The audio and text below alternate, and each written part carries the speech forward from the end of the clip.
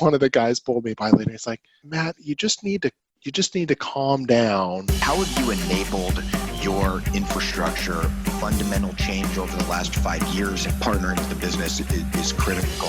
Tools exist on the cloud, change at the rate necessary, secure by design. Network disrupted.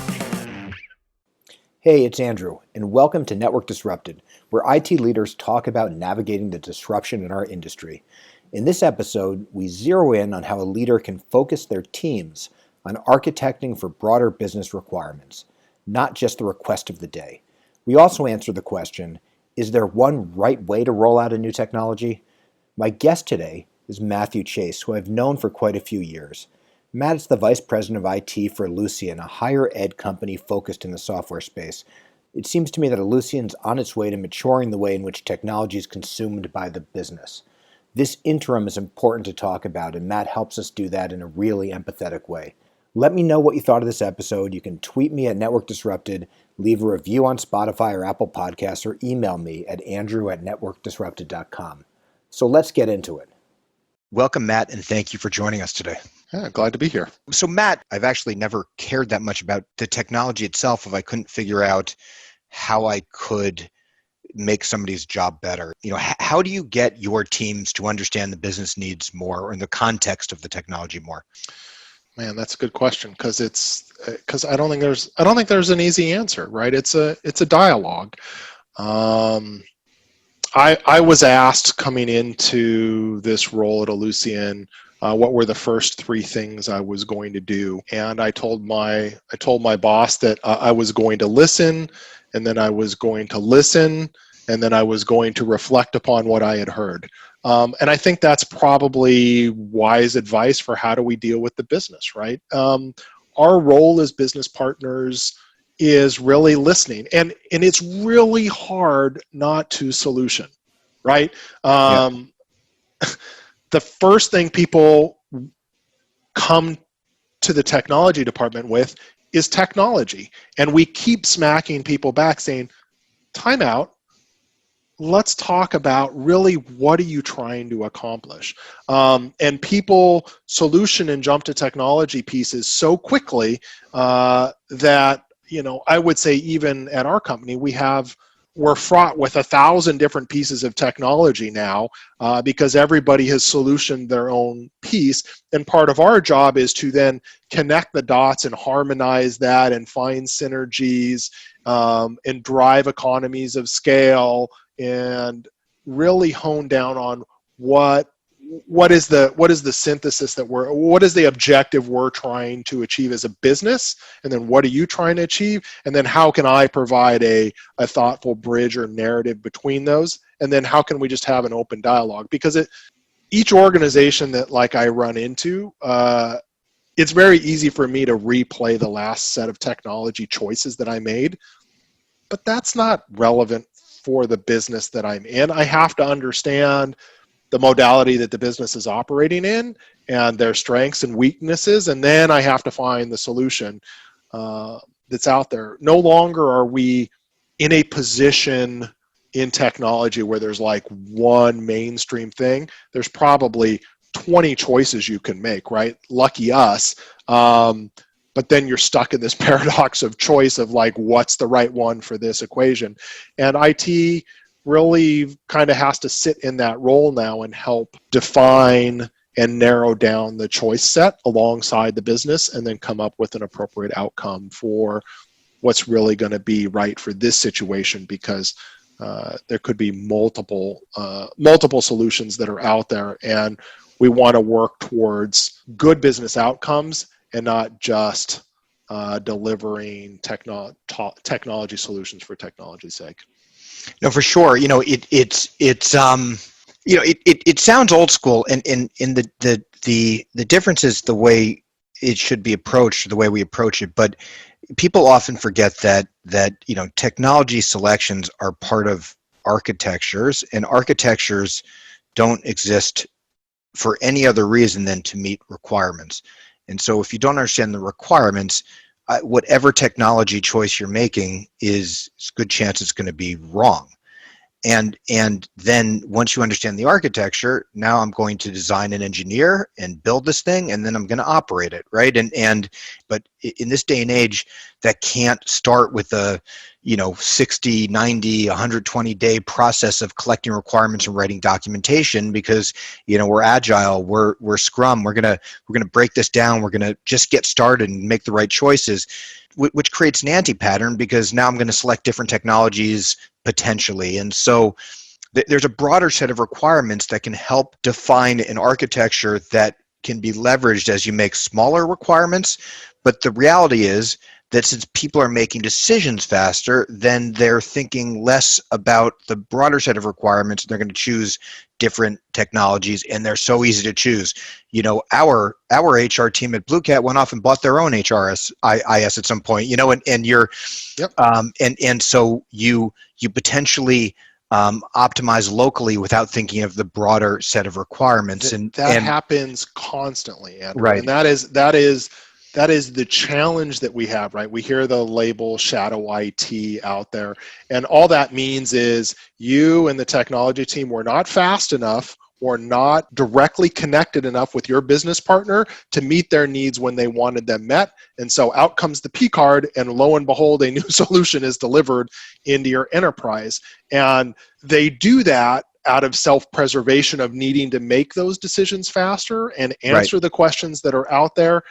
And when that happens without being able to look at the broader picture, you have problems in the organization. And that's why that business partner link is so critical in what's happening. And some of that even happens where I am today. So I'll give you an example. Trello has blossomed inside our organization.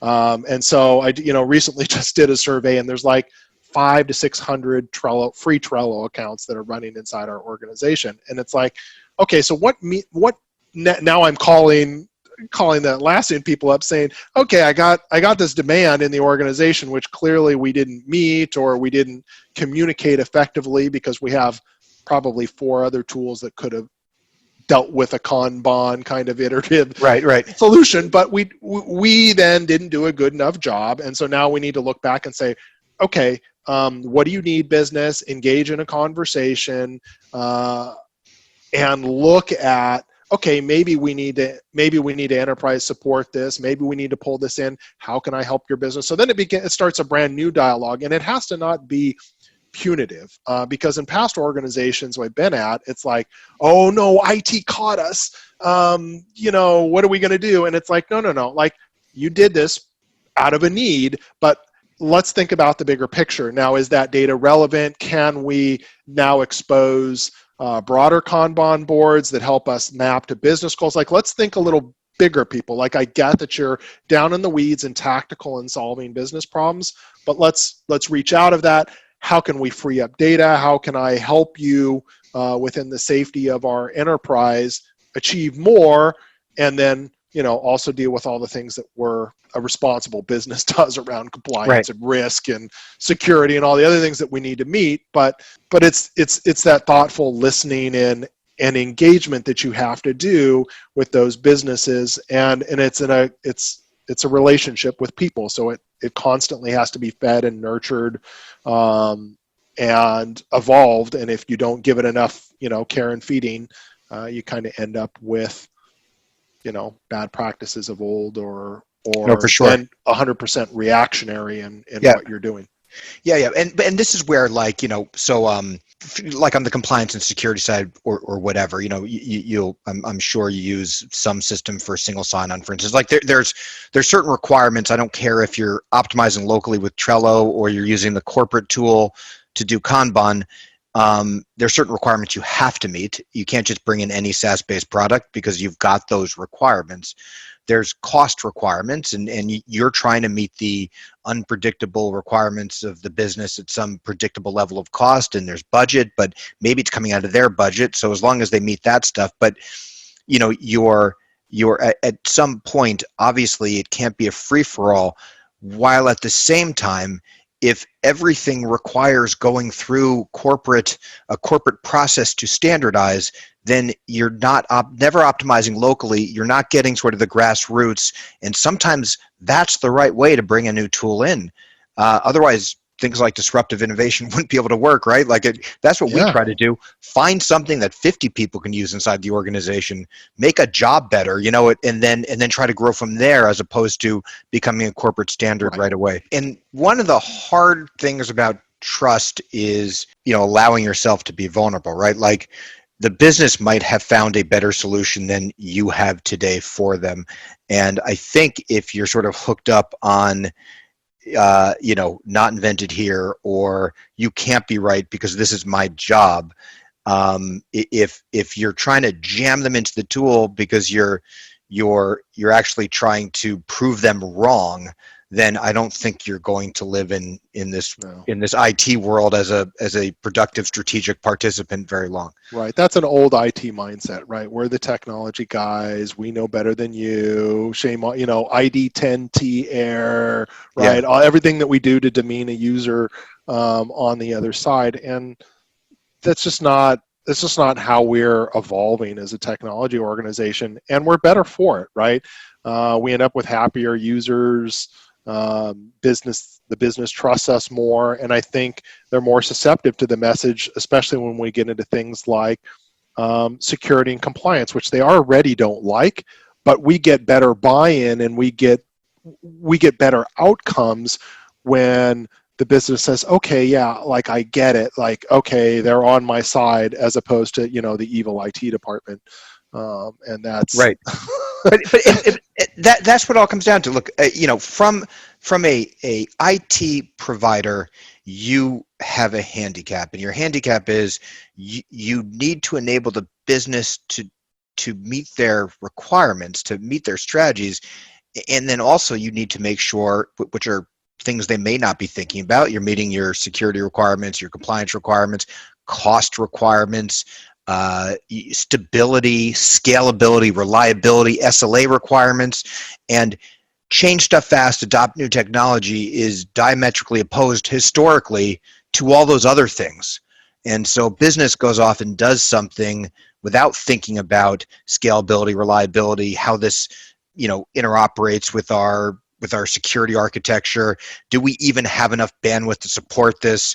What's the quality of service going to be? How many nines do we need for this service? It's easy to make fast change when you're not thinking about those things, but to be able to do both at the same time is where companies need to be, which again, just rehammering the point, certainly requires that partnership, but it requires doing things differently. So are these requirements that you have to meet those, those requirements for the executive team and how you're integrating the data and analyzing the data? Does your HR business partner also, when they're thinking about what they need, they're thinking about what data they have and what data they'll be generating and how that will be useful for other functions or to be rolled up with other data? Do they get it? So yeah, I think you're stepping down the natural path of maturity there, which is, I think they're at the beginning of that journey. So a good example of that is we're just in the process of finishing our implementation of a customer success platform, and we're really trying to be thoughtful around providing our customer success managers a 360-degree view of our customers so that we can be customer first, which is our initiative from our CEO. And we're doing that through a variety of data pulls that are coming from across different systems and persisting that inside our customer success platform, so that when a customer interacts with us, we can more fully and quickly solve problems that are being presented to our team without having to spend lots of time or do things. But that's all driven through data integration, and those teams which traditionally wouldn't have data are now getting that data in order to provide insights and solve customer problems faster.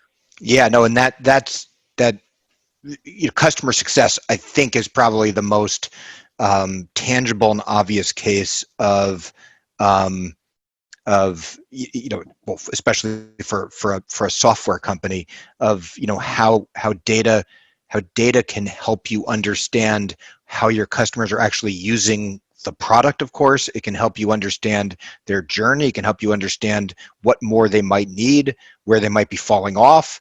And so for me, it's so easy to draw that line between what a customer success team needs and then how that data is relevant to the broader organization in terms of the health of the business itself. And then as we have those, IT sits in a really nice position where we can help free up the data for better insights. So the example here is, while we're helping HR deliver their platform, that data, those data and insights that are in there need to be connected to other data within the organization. So IT ends up providing the train tracks across the organization so that human resource objects become the gold standard, and we're able to move those and effectively make insights as we connect them to finance systems to figure out how we're managing and running the company. And with a strong integration backend and platform and automation, now we're enabling data to flow across silos, which would traditionally be trapped. We are working on things like master data management and modeling, and being able to put analysts into the organization. We think this is a big area of growth, at least for us internally, is really focusing on data integration, data analytics, data lake driven strategies that are all around support of the executive leadership team and our board in how are we going to drive the business with more and more real-time validated information of how the business is transforming on a day-by-day basis. Right. Yeah. I think for the last 20 years I've been in this industry, I've heard this mantra of IT being a better business partner. And that meant IT understanding more of what the business needs so IT can source, provide, meet the right SLAs. But I think it at a definition at the beginning that was sort of breaking down this wall between IT and the business. They should talk, and they've started talking, and we're getting to the point where they should be building things together, as the business is driving more and more technology. Do you see that as well? And then assuming so, how does that change the way that you interact with the business? Yeah, this has been an evolution. I saw this type of alignment when I was working back at Cirque du Soleil back a decade or so ago, and it's definitely what our group in information technology is focused on, is this strong business partnership. We just recently did a Gartner case study on kind of the evolving nature of the corporate information technology department, and really that shift from technology to information. So in the IT world right now, a more heavy focus on information and less on the technology, and that comes through our ability to consume more as a service-based solutions, or anything that helps us get the job done more on an automated fashion, or connects us to cloud resources that continues that alignment. And so what we do internally now is really put a heavy emphasis on, we've designed our team in such a way that all IT leaders own a business partner inside the organization. And that's really even just sitting through their weekly stand-up meetings and their weekly group meetings to listen for where does technology play within their business, and providing insight and coordination across them, along with what else we're doing in IT. IT sits in this really unique position inside of the business where we're the only organization that really is looking deeply across all lines of business from an operational efficiency perspective, and then thinking about tool sets, solutions, processes that really help enable the business. Right. No, for sure. Hey, so Matt, slightly different topic. So as you've progressed in your career, we all started as individual contributors, right? And trying to learn and contribute sort of in our swim lanes, and now you're in a significant leadership role. What were some of the key things that are part of your transformation? Like, what do you know now that you didn't know then, and what do you rely on to help build teams? Like, where how have you matured as a information technology professional? The example there is, obviously as I progress through the technology stack, at some point, and we touched on this in our conversation here today, you have to understand its relevance to the business. And I think that was completely not in my scope of understanding at 23. And it was how do I deliver the internet, right? It was something different for me at that age as it is to now. And now it's very much a conversation of how am I going to get investors and board members to buy in to why this technology decision is important. And that's a different realm and a different set of tools that I've had to put in my bag over being able to code or being able to figure out routing tables or DNS or you name it, right? And I constantly work on that, and then relationship building and understanding how we in technology fit into that business decision, because that is the lifeblood, I think, of where we're moving in our maturity. And I don't think I got that early enough, is being able to, I could easily explain uptime or high availability and why that was important, but could I make the next several connections up the chain to somebody on a board? Absolutely not. And I think those are evolutions that are required of how you ladder up from a small technology decision to how does it change and evolve the business. No, I couldn't agree more. I mean, it's how we convince our investors that to invest in us, to trust us, I had some very good mentors in my career, and when I was in my early 20s, I was actually living in Taipei for a bit, working at a high volume manufacturing plant and building. I was sent over there from the headquarters outside of Philadelphia, and I was there. This was the early 90s. I was building software, doing data analysis to solve like engineering to manufacturing supply chain issues in this high tech company, and in just having a blast. I was a kid in a candy store. There was data everywhere. There was these high-powered Solaris machines, and I had a keyboard. So I was a very happy kid. The GM of that plant, after listening to me rant on in a few meetings and talk to his people that had decades of experience in supply chain, talked to this, kid in his mid-20s who literally had never worked in supply chain before. He once pulled me aside and he said, Andrew, you have an answer for everything. And I said, thank you. And he said, that wasn't a compliment. It took me a little while to figure out what he meant by that, and it was just this, you might be right, but nobody has bought into the fact that you should be right. Like you haven't figured out how to get people to trust what you can deliver, and it was about 6 months I was out there, and it was transformative in my career. Do you have a mentor story like that? Like I could have prepared you for that, or not started with my awesome mentor story, and yes, and to put you on the that would have been more helpful. Yeah.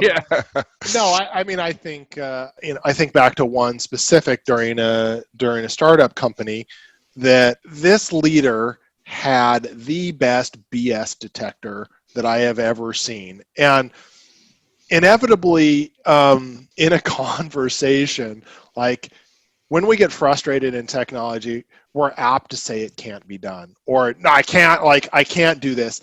And he was always able to sniff me out on when it was actually practical, and when I was just frustrated because I knew it was going to be a hard slog to get it done.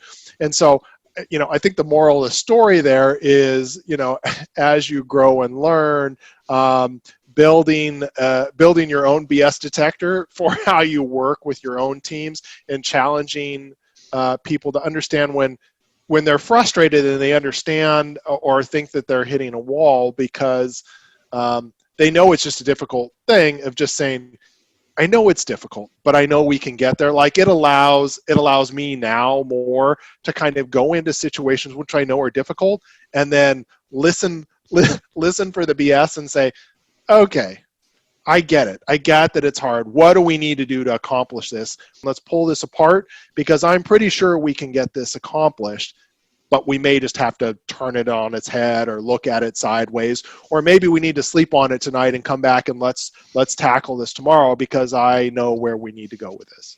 Yeah, no, good. Right. In the how to deal tactfully with that is key learning for sure.